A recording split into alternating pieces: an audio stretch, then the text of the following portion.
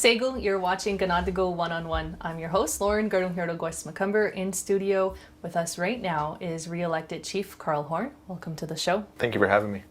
You're welcome. So you got re-elected with 690 votes and was second overall. What was your reaction to that? There's really, obviously, I'm happy to get re-elected. I mean, position-wise, that's really, regardless of where you come first or 11th. I mean, we're all elected by the community, and I'm glad I came in the top 11. Whether I come in first or 11th, that's regardless. That's mute.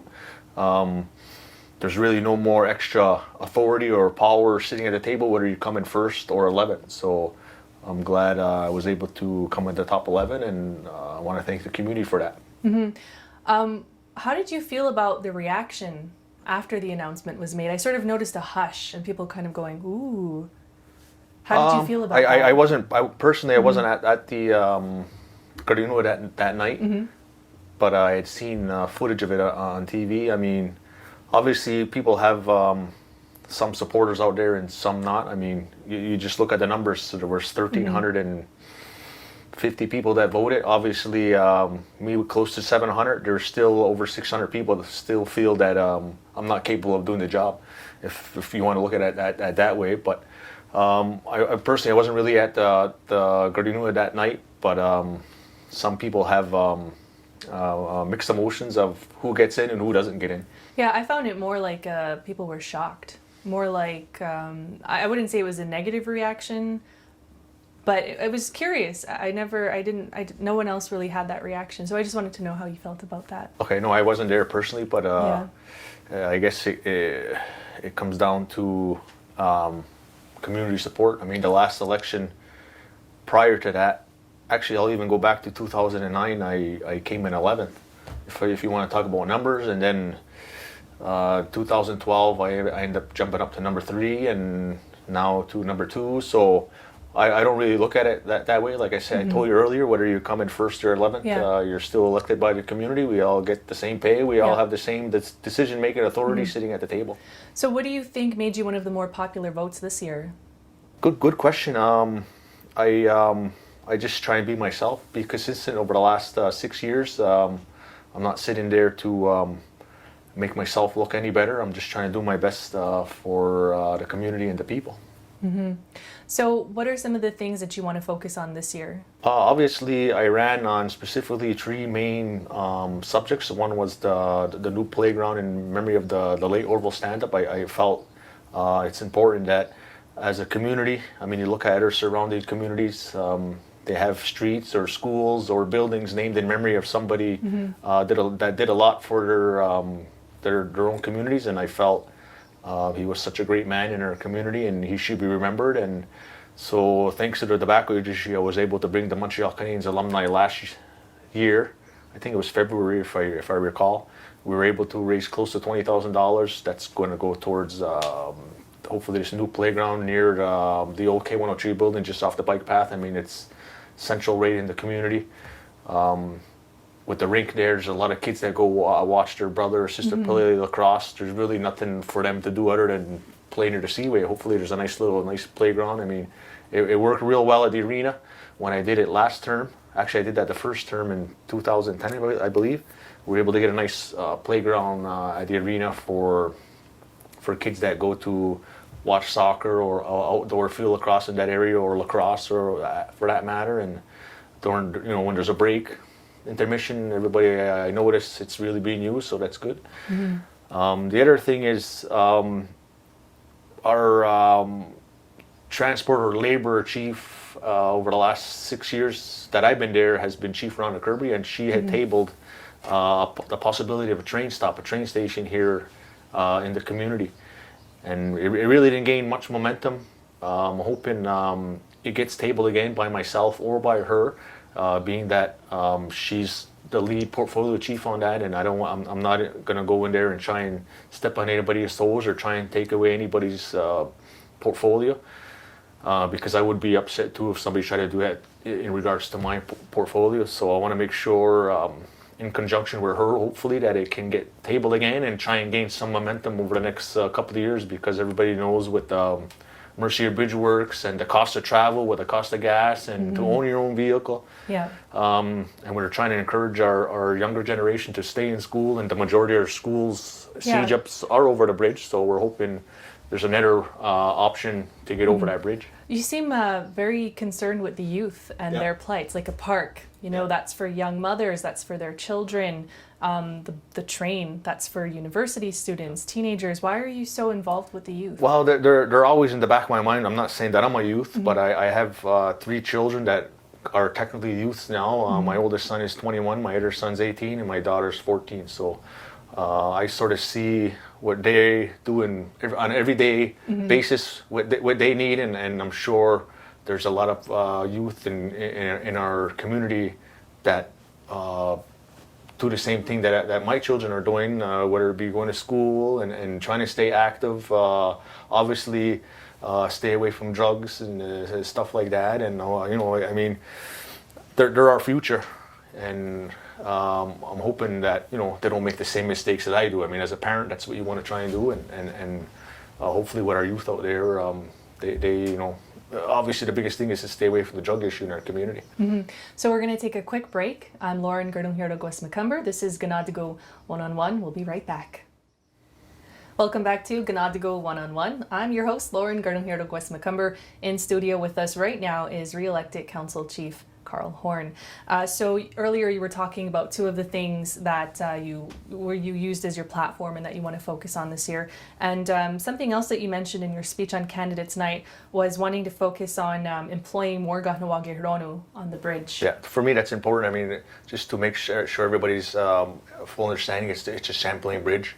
Obviously everybody is aware of the Mercier Bridge and the issues we had in the past where I'm trying to exclude myself from that, but still stay involved to a certain extent. But I'm more in trying to get more involved in regards to the new Champlain Bridge project. Obviously, everybody's aware that we have some sort of stake in that project. There were some burial grounds found in that project, in that area where they're going to build the new bridge, and they've been at our table reaching out to us, giving us presentations on the upcoming works and what's going to be involved. And they wouldn't be sitting at our table if they didn't feel that we were stakeholders. And I want to make sure that there's all other political things that have to be ironed out and addressed, like environmental issues. And obviously, to my understanding, they're trying to put up toll booths. So, maybe there's a percentage of that money that can come to the community. But what I'm more concentrating on is to make sure that we get as many men and women from Kahnawake that work on that project right from start to finish. It's important for our community to feel a sense of accomplishment by just having a job every day. I mean, a lot of men are working away, whether it be in BC, Saskatchewan, or Alberta, and they're away from their families. They go, to my understanding, 2 weeks at a time, and they come home for a week. That's really taxing on their personal life and their family life. And for a project of this magnitude, it'd be really important to get a lot of men from Kahnawake and women, to work on that project right from start to finish. How do you plan on doing that? Well, myself and Christine Zachary Diome, we're in the process of having more and more meetings with the group, the company that's in charge of the construction of the bridge. And like I said earlier, there's some environmental issues, there's some agricultural issues. Sorry, not agriculture, what's the other word?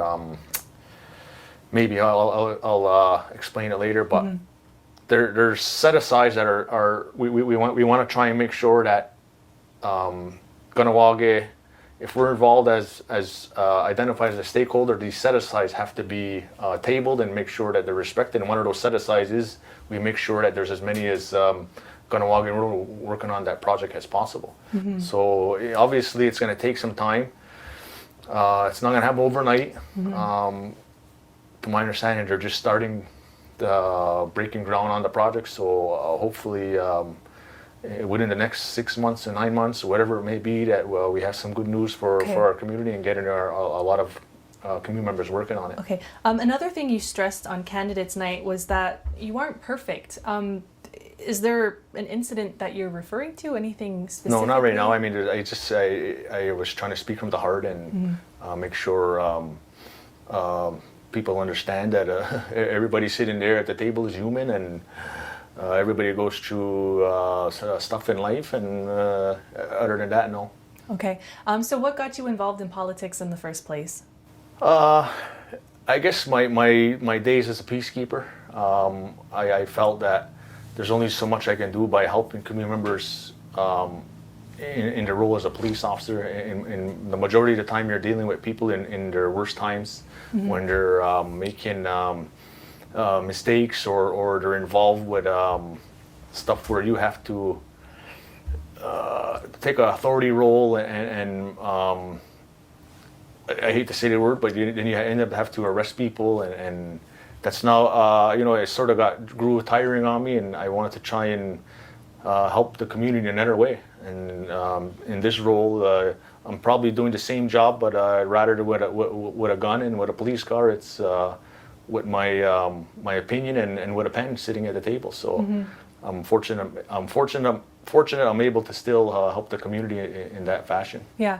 So how do you feel about the new table that's been elected? I mean, it's still the same people, but with the new Grand Chief. Well, obviously, we lost two great council men in Lloyd and Mike.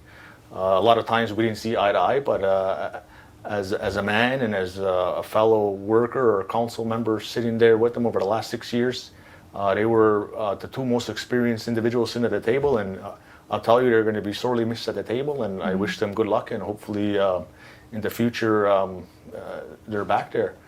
Obviously, I never worked with the new Grand Chief, Joe Norton, but obviously he's not the new Grand Chief. He has plenty of experience, and as well as Arlene Jacobs, so I wish them both good luck. How do you think the dynamics will change with these two new people? Well, being that there's a new Grand Chief, he has his own new ideas. But at the end of the day, it still has to come down to a majority of the table, regardless of what ideas or what projects he brings to the table. How it works is 7 chiefs have to agree with it and move forward. So hopefully his new ideas we can discuss, and at the end of the day, we want to make sure we make Kahnawake as proud as possible. Okay, thank you so much for taking the time to be here today. Nyawa everyone for watching. This is Ganadigo One-on-One. I'm your host, Lauren Gernal-Hirdo Gues-Macumber. In studio with us now is re-elected Chief Carl Horn. Nyawa go, onigiwahi.